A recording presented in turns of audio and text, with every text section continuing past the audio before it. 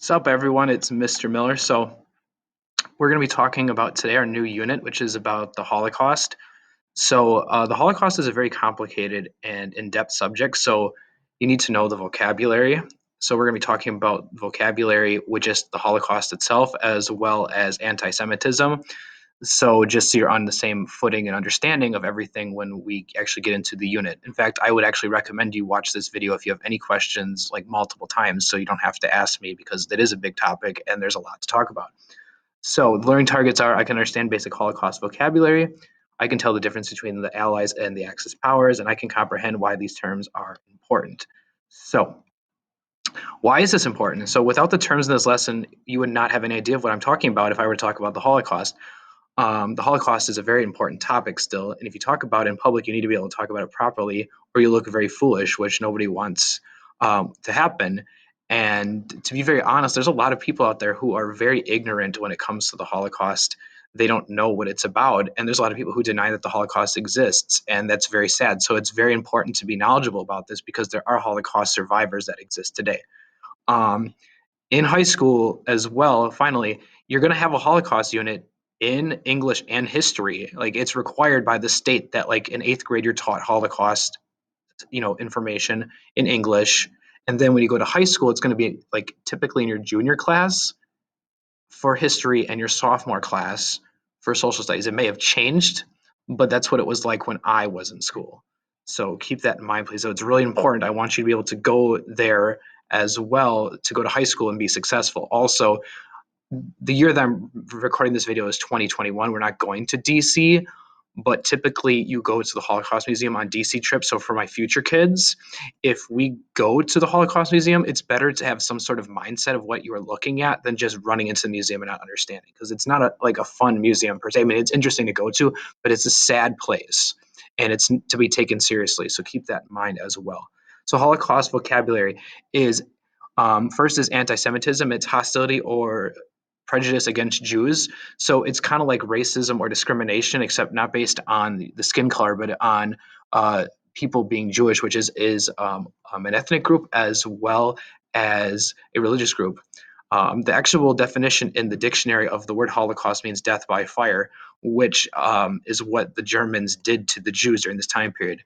To add on to anti-Semitism, anti-Semitism has been happening for thousands of years to Jews all over the world. It's going on today.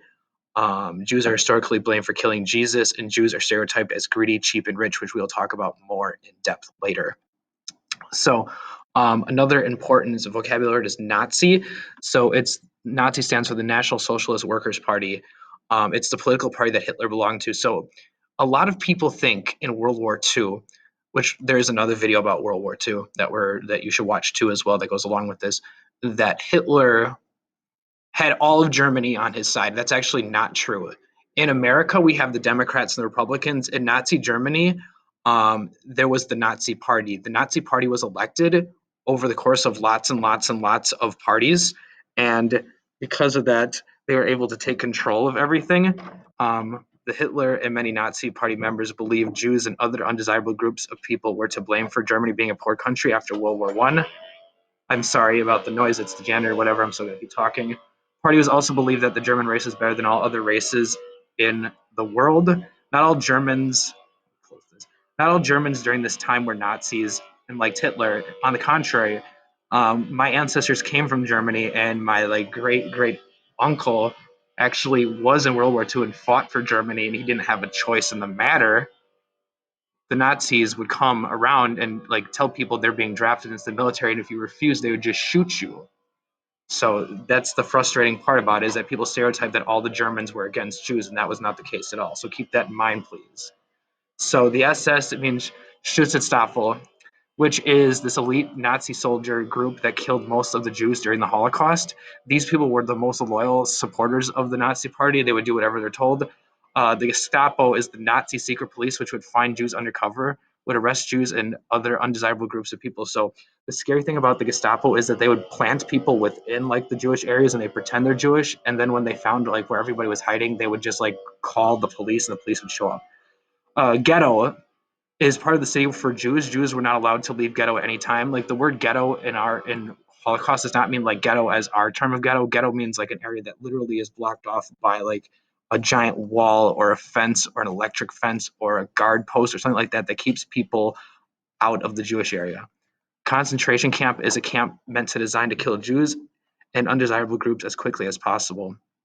So really another important term is allied power. So in World War II, the United States, Russia, and the United Kingdom are the allies. They win World War II. Axis powers are Japan, Germany, and Italy. This is really important. You need to know these things because they will be asked on a test at some point.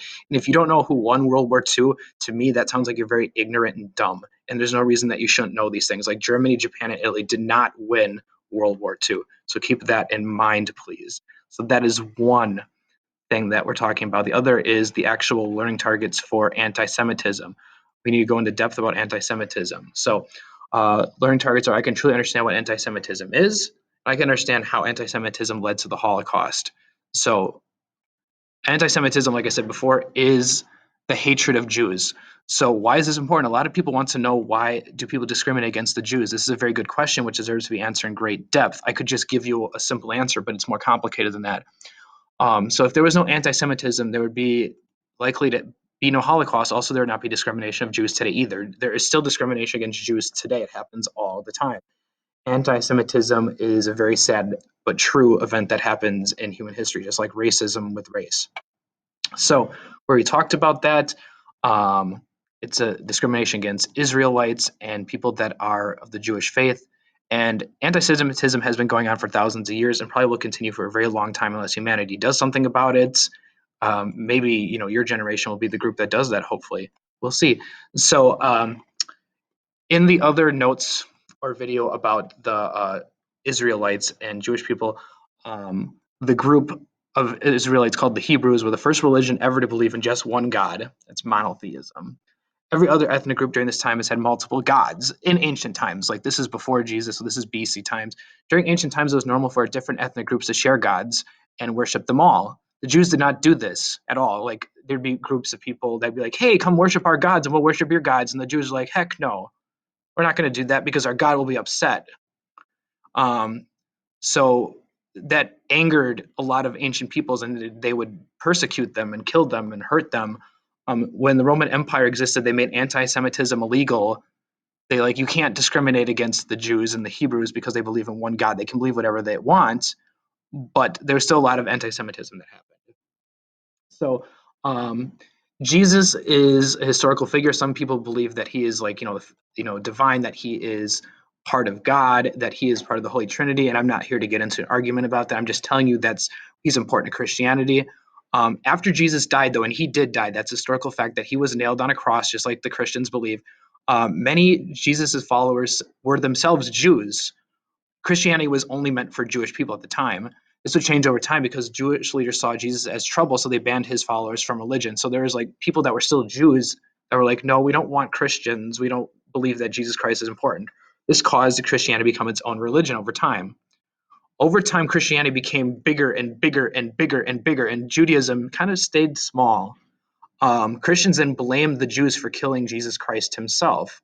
They're like, well, the Jews were like, let's kill Jesus, and they let the Romans do it. So that caused a lot of hatred, and Christians wanted revenge for doing this. So they made a lot of bad laws and persecuted the Jews as well.